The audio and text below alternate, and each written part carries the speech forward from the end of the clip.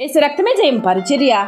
ప్రియ రక్షకుడైన యేసుక్రీస్తు నామమున ఈ ఉదయకాలంలో మీ అందరికీ శుభములు కలుగునుగాక.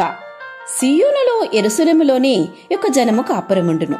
జనమా, నీవిక నేమాత్రము కన్నీళ్లు విడువవు. ఆయన నీ మొర విని నిశ్చయముగా నిన్ను కరుణించును. ఆయన నీ మాట వినగానే నీకు ఉత్తరమిచ్చునని దేవుని వాక్యము సెలవిస్తున్నది. నా ప్రియ సహోదరి సహోదరులారా, కన్నీటితో బాధపడుతున్నావా?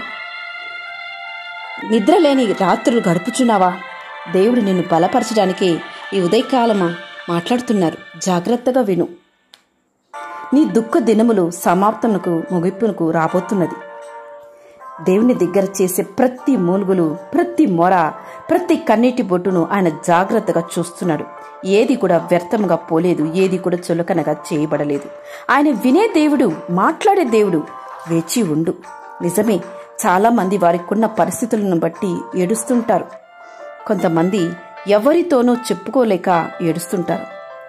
నీ చుట్టూ ఉన్న నీ పరిస్థితులను బట్టి నీవు ఏడుస్తున్నావా? పైకి నవ్వుతూ లోపల కృంగి కృషించిపోతున్నావా? అయితే యేసయ్య నీకొక గట్టి నమ్మకాన్ని ఇస్తున్నాడు. ఏడుస్తున్న నీవు ధన్యుడవు, ధన్యురాలువి. ఎందుకంటే ఓదార్చబడుతున్నావు. తరువాత నీ నోటి నిండా నవ్వు ఉండబోతున్నది. ఆయన నీతో ఉన్నాడు. గొప్ప దేవుడు ఆయన. ఆయన నిన్ను ఓదార్చు దేవుడు ఆయన. విరిగి నలిగిన హృదయం గలవారికి ఆసన్న దేవుడు ఆయన. నేనే మిమ్మల్ని ఓదార్చెదను అని దేవుడు సెలవిస్తున్నారు. ఎవని మనసు నీ మీద ఆనుకునో వానిని నీవు పూర్ణ శాంతి గలవానిగా కాపాడదు. ఏలేనగా అతడు నీ యందు నమ్మికుంచున్నాడు, విశ్వసించున్నాడని వాక్యం సెలవిస్తున్నది. నేనే నిన్ను ఓదార్చువాడనని సెలవిచ్చారు కదా. నిన్ను ఓదార్చు ఆ గొప్ప దేవుడు ఉన్నప్పుడు ఎందుకు కృంగిపోతున్నావు? విచారమును నీకు కొట్టివేసి ఆనందము కలుగు చేయబోతున్నాడు. ఆయన నీ కాపరి, నీకు సమాధానము కలుగు చేయ దేవుడు ఆయన. శ్రమలో నీకు తోడై ఉండి విడిపించి నిన్ను గొప్ప చేయబోతూ దేవుడు ఆయన. మీరు దుఃఖపడకుడి, యెహోవా యందు ఆనందించుట వలన మీరు బలమందుదురు అని దేవుడు సెలవిస్తున్నారు. ఆశతో దేవుని కనిపెట్టు వారి శాంతి పొందును. నీ చింత యావత్తు ఆయన మీద వేయుడి.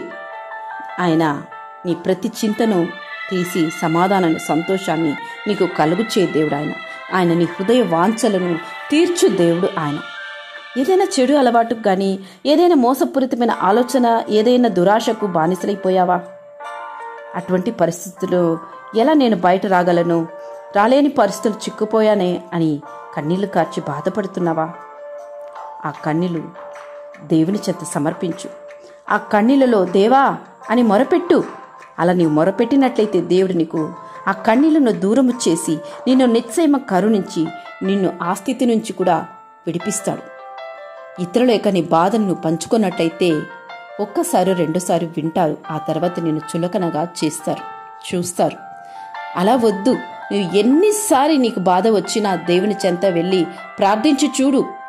గొప్ప విడుదల, సమాధానం, శాంతిని పొందుకుందు. ఆ అనుభవం గుండా నువ్వు వెళ్ళినప్పుడే ఆ యొక్క ప్రశాంతతను నువ్వు పొందుకుందువు. ఆమేన్. యేసు రక్తమే జయం పరిచర్యలో మీ సహోదరి. God bless you.